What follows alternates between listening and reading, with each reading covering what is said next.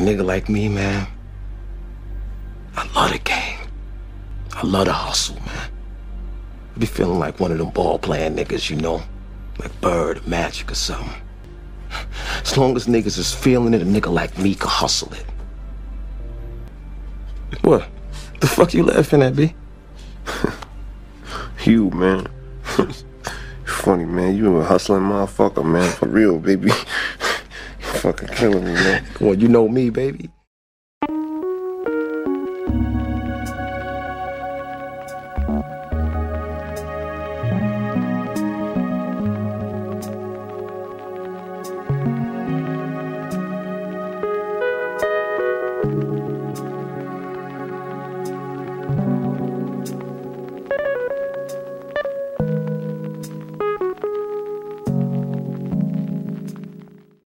Good evening, everyone, and welcome to the NEETwork, the podcast for all things NEET.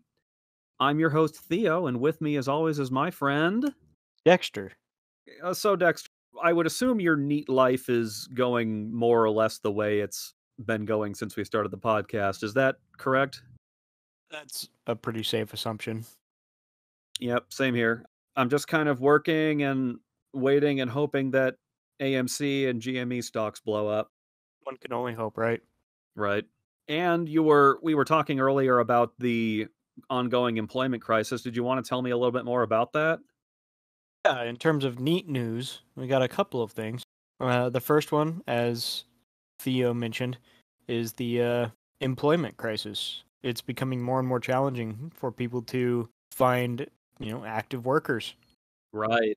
And to clarify, the issue is not that there is a lack of people willing to work. The issue is that people don't want to go back to work for the same kind of hand-to-mouth paycheck that we've been doing for the last 20 years. And I gotta wonder, and as long as unemployment is paying what is essentially a living wage to do nothing, I don't really see an end to it. What do you think? People are basically, kind of living, the quote-unquote dream, where nothing is expected of them. They got a taste of the NEET life, and now they want to see how long they can push it off. Yeah, they can mooch it for.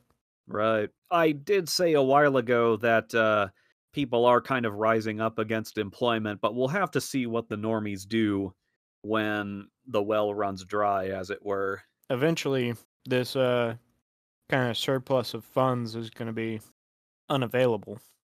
I mean, it's only natural, right? You would think.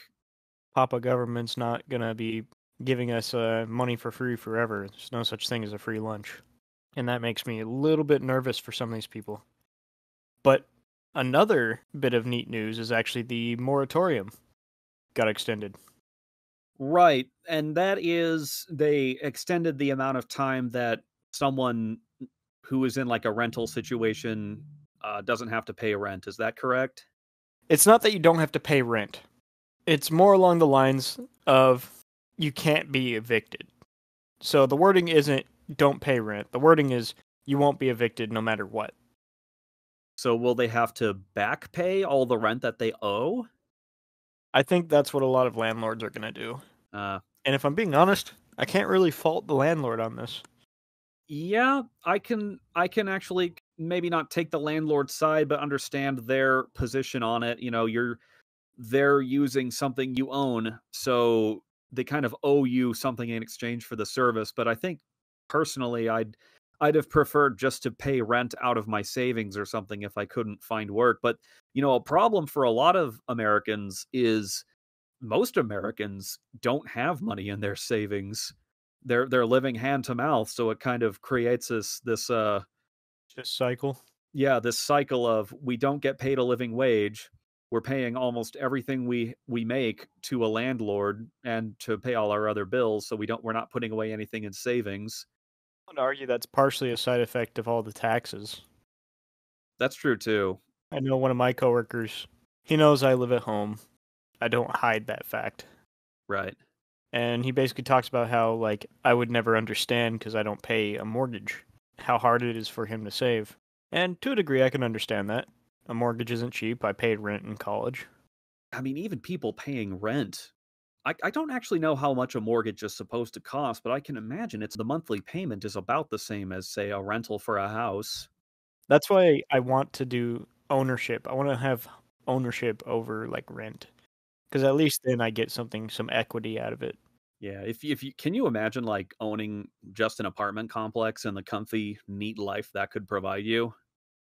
Oh yeah, I've definitely looked into like trying to get a hold of a complex of some sort Hmm. to rent out. They definitely cost a lot of money, like we're talking in the millions for some of the ones that are actually almost worth it. Uh-huh. But I'm almost jealous of like my parents who were like, it was never this hard for me. What I think a lot of boomers don't understand is that it's much harder for our generation than it was for theirs. And there's a number of kind of socioeconomic reasons for that. One being, I've already kind of spurred out about it on a previous podcast, but being, just the benefit of timing. But if we may move on to the subject of the evening, What is the subject of the evening? Tonight, we'll be talking about NEETbux 2, Electric Boogaloo. We're going over ideas for you to make money in non-traditional ways, things that don't require a traditional style job, right, a quote unquote real job. and how to avoid having a real job. But you might want to ask yourself, why would you want to hustle in the first place? It would seem like hustling does kind of go against the tenets of being a NEET because NEETs don't want to work. And I suppose you said it just now, Dexter, or having a hustle would allow you to avoid employment in the traditional sense, potentially working on something you enjoy much more than some job in a warehouse or something. Hustles actually can be a lot like a hobby. For some people, it's a lot more interesting than a traditional job, so to speak, because it's something more like what they want to do. So, like, hustle that I've been thinking about is like ring making. Well, let's wait just a second before we get to that and Huh. finish answering the question of hustle. But yes, ring making and the other advantage of hustling is that you have a lot more power to expand a hustle than you do a traditional job. A regular job has a hard cap on how much you're allowed to make. And no matter how hard you work or how little you work, it's always going to be what your employer says you get paid. But with a hustle, there's almost a what you put into it, you can get back out of it situation. And you can basically make as much money as you can handle. Right, you're not capped, so to speak. Right. And for those people who can't find a job or have to pay rent, let's say the moratorium doesn't affect them, uh, a hustle is really could be their only choice. Sometimes work can be hard to find, although right now I can imagine it's going to be pretty easy to find a job given how desperate employers are for wage cuts. If all you can get is a part-time job, you actually have quite a few hours to earn extra money. Right, and there's several ways to do that, actually. Why don't we talk about one of those? Right. So I would say the most common one, at least nowadays, is working a gig.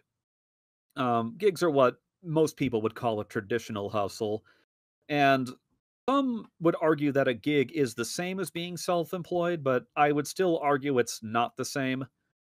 And no, I don't have any reasoning for that belief. It's just what I believe. But you mentioned you wanted to get into ring making. Why don't you yeah, why don't you tell me about that a little bit? I've kind of always had this weird interest in the concept of building something tactile that you could, sell and kind of be proud of. And so I've always wanted to, build one of those things that I could be really proud of and also make decent money on. It seems a lot more fun to have something to build and sell that way. Just like I did this. This is on my own merits. Right. And being crafty is a great side hustle. I would imagine most hustles are actually like making some kind of physical thing and selling it on, say, Etsy. But some people work by taking commissions for various things. If you have some skill that's in demand but can't necessarily do full time, that could qualify as a gig. Art, both of a 3D and 2D variety, is probably the most common gig. If you're crafty, you can make something and then sell it on a website like eBay or Etsy. And if you're a 2D artist, there is tons of demand for that sort of thing. But to be honest, you're probably going to be making a lot of porn. The unfortunate reality of that is not lost on me.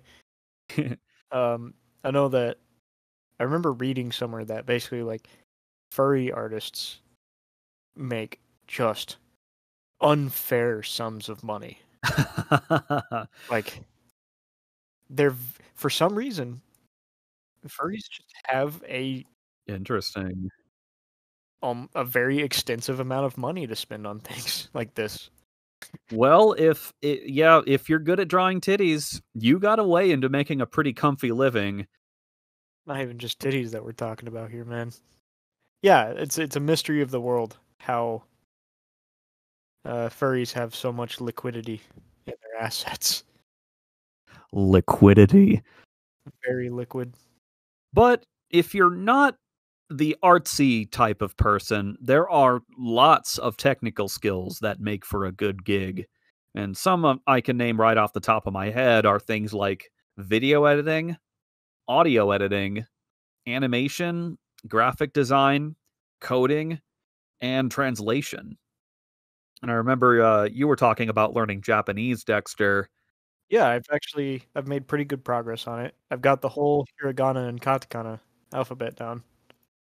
That's cool. And if you get good enough, I'm not even really sure why, given that, say, Google Translate's actually pretty good at translating things now. For some reason, like, companies want human translators still. Or maybe humans can recognize the errors that Google Translate normally makes. A lot of things are lost on Google Translate. Maybe. Like maybe tone and meaning behind tone. That's true. That said, it has to be a language that's in demand. I can't imagine that too many people want Swahili. What? Swahili. Swahili, yeah. I can't imagine there's too much demand for Swahili translators, but Japanese is, I would say, a pretty in-demand one, or Mandarin Chinese, or Korean. Many of the Asian languages are taking off right now. Yeah, the Asian languages are definitely big. There's definitely a lot of demand for English and some Asian language speaker. But there's also, I guess you could call them physical world gigs, a bit like things like DoorDash or Uber or Lyft. And I'm not going to lie, these don't pay very well, but from what I can hear, a pretty busy night can make you a decent chunk of change if you need it. I've heard that too. DoorDash is surprisingly lucrative. I would say nowadays it is, certainly. Which doesn't make a lot of sense to me. DoorDash is, if you want to be a NEET, is not the way to go because you're still working for someone else, obviously, right? Right. I would say if you're a NEET, let's say you're a NEET and you needed to do something like this, I might pick something like DoorDash or Grubhub, because all you're really doing is bringing the food to someone. With something like Uber or Lyft, you have to deal with them, if that makes sense. You have to let them ride in your car for some amount of time. Right.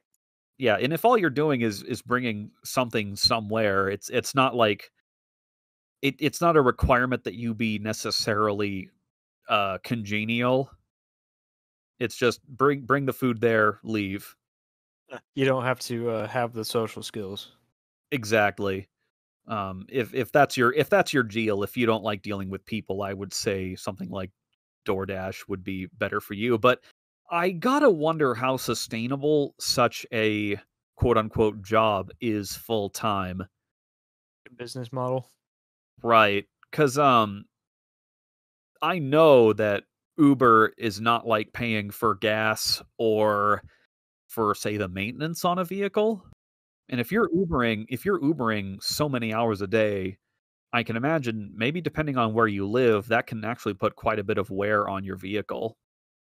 Yeah, especially if you're covering a large distance, it just can't be profitable unless you have. I know some people have really good setups in their vehicles, like they've got like the cash cab almost style setup in their cars to.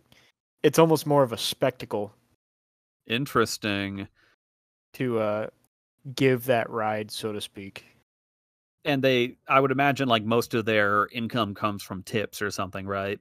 Yeah, most of the income will come from tips. Uber is not paying a very good wage. Right. I don't know what the Uber cut is though. A fairly decent percentage. Yeah, pretty big percentage. And that's my other problem with Uber is that it's not really your hustle. You're basically working for Uber. Right. I mean, that's kind of the nature of it, right? They provide the platform for you to make your money on. Mm-hmm. But I guess the advantage with something like Uber is you're very flexible.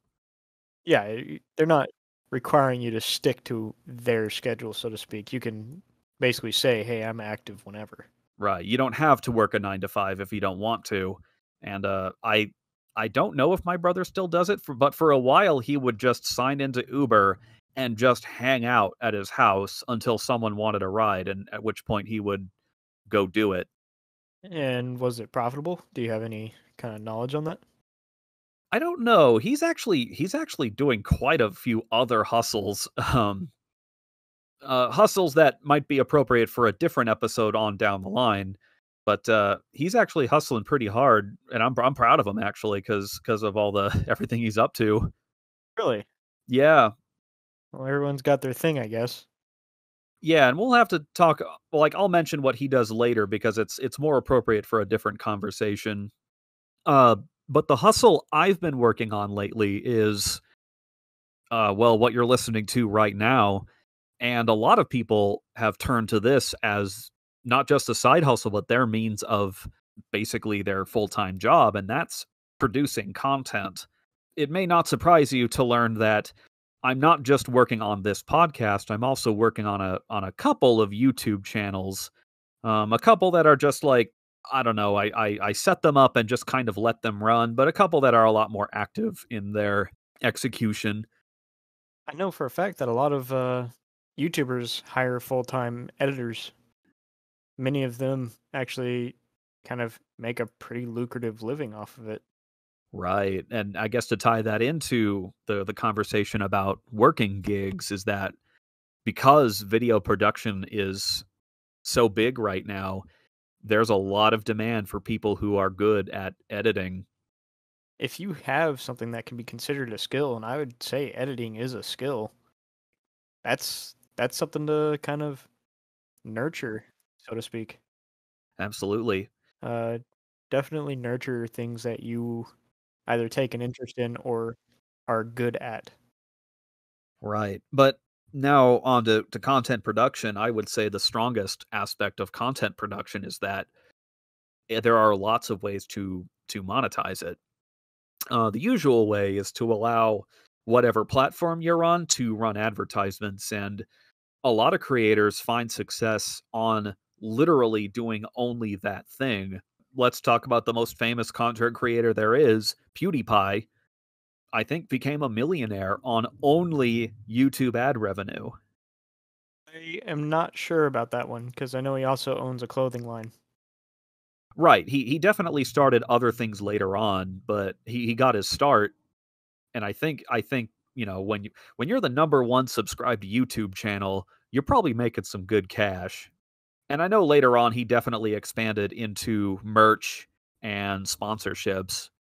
But I think right at the beginning it was just YouTube ad revenue that he was making his living on.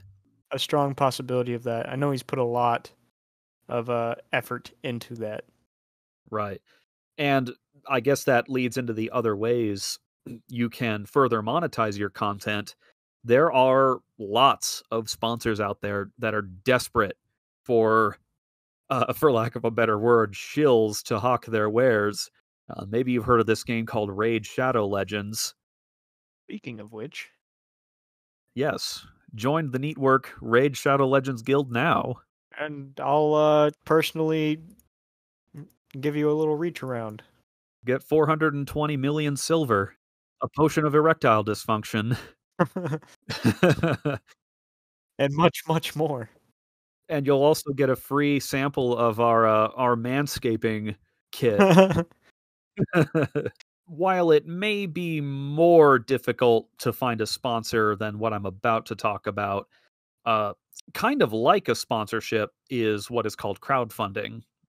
And the strength of crowdfunding is that you don't need an audience to get started, like you do with say, running an ad or with sponsorships. And most crowdfunding websites are free to run, but they take a cut. And if your content is strong, people will send money to see more of you doing it. That's very true. I suppose, like, if you're small, crowdfunding is the thing that has the most potential, because it really is just people. Let's see, they'll give you as much money as they're willing to give you, if that makes sense. And it's potentially unlimited, right? I mean, you can look at Star Citizen. Yeah, Star Citizen. What was it, like 6,300,000, something like that? I think it's still going. People are still wailing it out for him. Oh yeah. Well, I'm even like small time creators, like if you've ever heard of the Spoonie one, guy was making like 5,000 a month to make a video every once in a while until he crashed and burned. What is he up to anymore, actually? Just saying stupid crap on Twitter? Saying stupid crap on Twitter, that really is it. What a living. Yeah, don't crash and burn like the Spoonie one. At least he's happy. No, he's not. He's definitely not happy. Well, I can believe. And just like a 2D artist can make a living by selling porn, if you're good looking, the internet era has made it easier than ever to make your own porn. I don't think either of us really necessarily condones this practice, but hey, there's money to be made here. I do not recommend this just out of morality alone, but I have to admit, it is an effective way to make a good kind of stream of cash.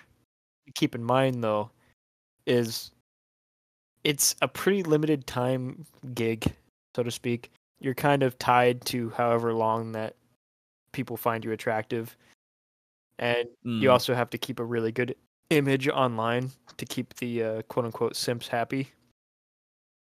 If you start to kind of come off as, not their ideal, then you're gonna lose in the long run.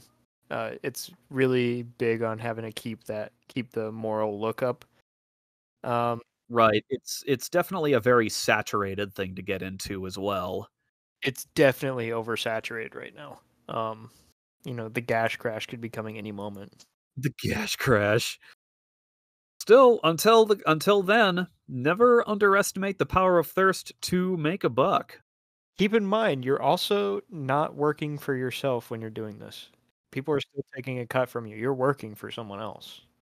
Right. It's a lot like Uber in that way. You don't own the business. The business, you're working for someone else and they're taking a cut. Business, quote unquote, owns you. Right. But let's say you're not the most congenial person. You're not the kind of person who believes they're all that well suited to making content. There is still what is probably the oldest hustle in the book for you, and that is as simple as buying something at a low price and then selling it off at a higher price. Actually, it doesn't even have to be buying and selling. I've seen stories like this where someone has basically started with something free from their office, like a paperclip, and they've traded it up to like a house even. Yeah, and that's not just like a one-off thing. That's actually happened more than one time. In doing some of the research for this episode, I was looking for that thing you were talking about, and I did find an article about a guy who did that.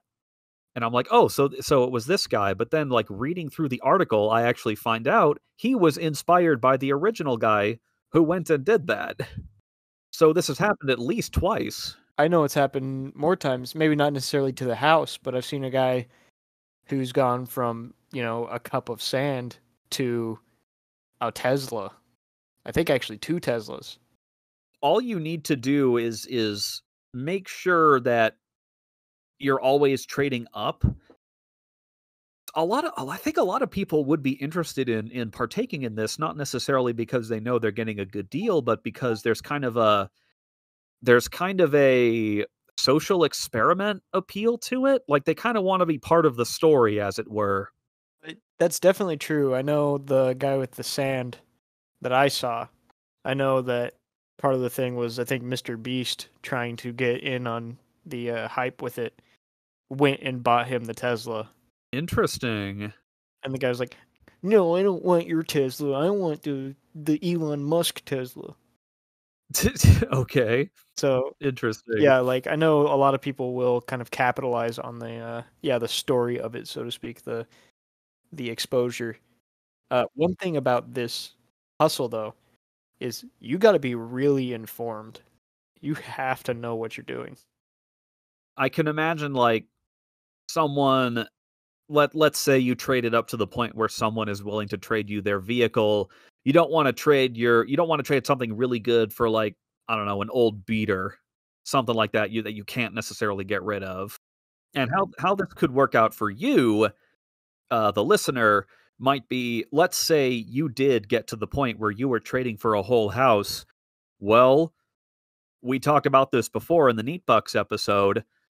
Who says you have to necessarily live in that house, right? You can rent the house out for potentially some pretty comfy money, or even just sell the house and use whatever you like, just do whatever you want with the money. I personally do further investing with it, but you basically trade up to the point where you're willing to sell off whatever you got and then profit. That's very true. Again, the internet makes, like, trading up easier than ever. I've met a small number of people who comb their local Dollar Trees and Goodwills for cheap objects that they can sell on Amazon or eBay for a profit. Of all the hustles, this one probably takes the most time and effort, because not only do you have to find the stuff you sell, but then you also have to sell it. Again, you have to be really informed. Yeah, I think more so for this than the up trading thing. You have to really know what you're doing, or you have to really know what you're looking for. I mean, some people, their loved ones passed away and they're just kind of doing an estate sale. Right. And they don't know what their, loved ones had, but it's crazy valuable stuff that, like, an expert could really turn into gold. It occurs to me, I'm a bit of a music buff, and I know most thrift stores have, like, a section with old records. I don't know how much demand there is for those old-timey vinyl records, but I wonder if I could turn a profit finding and selling those. You'd have to find, like, one that's really rare, or one that's, like, one that's from, like, a singer that people know. Like, if you found an old Beatles record, you're probably gonna make a good chunk of change with that. Maybe next time I find myself at a Goodwill, I'll take a look at the record section and just to see what they got. There is a slight problem with that, though. That being, the Beatles records are really recognizable. Right. Everyone knows what they've got. Well, yeah, it doesn't have to be Beatles, but it could be like, I would imagine the everyone knows what the Beatles. Maybe it's like, I don't know, the Monkees. Just a record that someone would want. Right. Right. I guess it would also depend on how much demand there is for such a thing, but it's worth looking into. Yeah, for sure. It's just one of those things you got to know what people are looking for. And it might just be knowing a niche market. Ooh, here's an idea. Used books. Used books is pretty good. old-timey kind of books. I can imagine people wanna get their hands on stuff like that. Like really nice, kind of yellowing pages. Yeah, there is a kind of demand for that antique feel.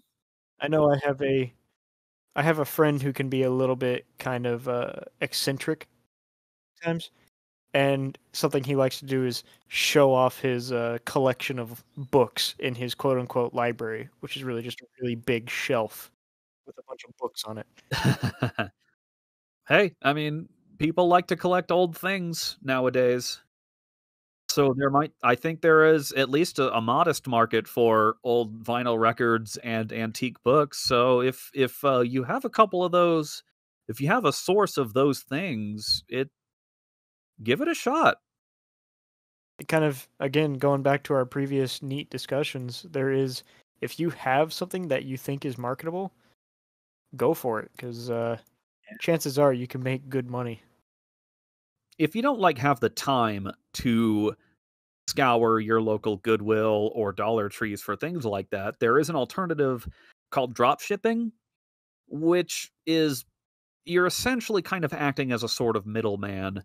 You create a seller account on a website like Amazon or Etsy or eBay, but then rather than keeping a store of the stock yourself, when someone puts an order in through your store, what you do instead is you purchase the item from a wholesale website and then ship it to whoever ordered it from you. Shipping. You've done this before, haven't you? Yes, and I'm not gonna lie, I've tried it and I failed. The problem I ran into was I had my own drop shipping website, and I guess I never asked myself, well, why would people go to my website when they could just go to Amazon? So, and that was the problem I ran into. Maybe I should, I could try it again and just do it on an Amazon seller account. Hopefully, though, if you ever found yourself wanting to try this, you can succeed where I failed. I know at least some people can make a full-time living doing this, but just know that I was not able to get this to work the time that I tried it. I suppose another disadvantage of this would be that uh, if you were really lazy, this is quite an active thing. You have to fill all of the orders, and if your store gets big enough, I can imagine it can take up quite a bit of time. But really, all you're doing is fulfilling orders. It doesn't take anywhere near as much time as that last thing we just mentioned. All this sounds like a lot of work, and I think something that's really key to keep in mind is you have to stay motivated. Right. Hustling is pretty tough, and that's why they call it hustling. The unfortunate truth is that hustling is probably the only way to ever get ahead. You're definitely not going to free yourself from the wage cage by working from within it. There are things that you can do with that extra little bit of cash, but it's definitely not a perfect solution. I've said just like with my drop shipping endeavor, you might fail. Uh, in fact, you're probably more likely to fail than you are to succeed. And yeah, failing sucks, but you only need to succeed one time to live comfy. And when you fail, you learn more next time. So your next chance, the next endeavor you take, is more likely to succeed. And of course, if you succeed just a little bit, if you decide to go on another endeavor, you're more likely to make that endeavor also succeed. Well, one thing that I would like to talk about in terms of motivation and staying motivated, how important it is actually the Stardew Valley guy. All right, we have talked about Eric Barone before, but yeah, why don't you tell us? We've talked about him in the past. He was basically like, I mean, he was a total NEET. He lived at home with his girlfriend, and like that was all he did as far as I'm aware. and he worked on his game. You know, a lot of people probably thought pretty awful things about Eric Barone. He definitely could have just said, you know what, screw it, I should just get a real job. But instead, he kept hustling, and he finishes his game. I think he made close to like what, $15 million, something to that degree. Definitely a comfortable amount of money. It was definitely, yeah, it was a good sum of cash Mm-hmm. that Mr. Barone made. Right. And you mentioned something pretty important, is that when you're doing this, a lot of people are going to basically tell you that you're going to fail. I mean, we mentioned it earlier. You're likely to fail. It's You are likely to fail, but I think the people telling you, "Oh, that's never going to work," are essentially crabs in a bucket, right? They want you to fail. yeah, they're hoping Your that you fail. success is your success. I think to some extent, a lot of these people are afraid of seeing you succeed, and you have to know that. If anything, let their naysaying motivate you more. Eric Barone made millions and millions of dollars, but you don't need to be a huge success to live a comfy, neat life. You only need to be enough of a success in order to support yourself. And really, that's pretty easy. I've kind of broken it all down, and I would think, or at least like what I've kind of calculated out for myself is about 1,500 a month. I could live. I'm living fairly hand to mouth at that point. Let's say so much of it goes to rent, so much of it goes to the rest of my bills. I think 1,500 a month. I could make a living. At say 2 grand a month, I have a little extra spending money. At 2.5 grand, I have even more spending money. And when you break it down that far, 2.5 grand a month doesn't seem like it would really be that difficult, especially if you hustle hard.